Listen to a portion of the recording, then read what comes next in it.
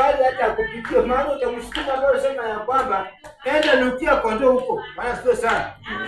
Na asubuhi leo nataka kuambia ya kwamba unaweza kuwa child killer kwa sababu ya kukubali hali yako na mwisho wa siku ukashughulikia hiyo hali. Daudi pamoja na Bwana napata ya kwamba hawa ni watu wawili na vita vilikuwa vimeinuka kati ya Mfilisti pamoja na Israeli. Na kila mara unapata ya kwamba Wafilisti katika wakati huo walikuwa ni watu ambao walikuwa ni watu hodari, watu wenye nguvu nyingi, na ni watu ambao walipenda vita na hawakukubali kushindwa.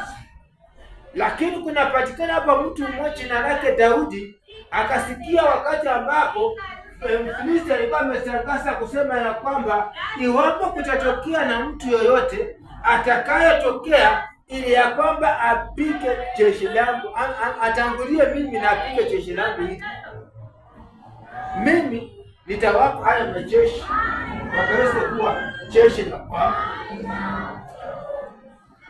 Na imetibu kwa sababu Mungu yeye huwa anatumia chombo kidhaifu kwa picha chenye nguvu.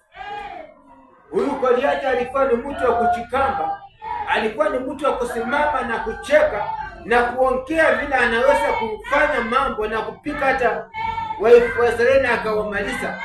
Pamoja na hiyo akamtukana Mungu wa mbinguni aliye juu sana.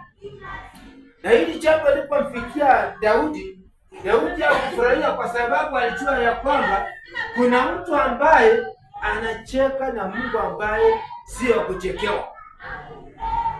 Na akasema siku moja katika hali ya kupelekea ndugu zake chakula, aliposikia watu wakisemezana wamemwokopa Goliathi ambaye ameua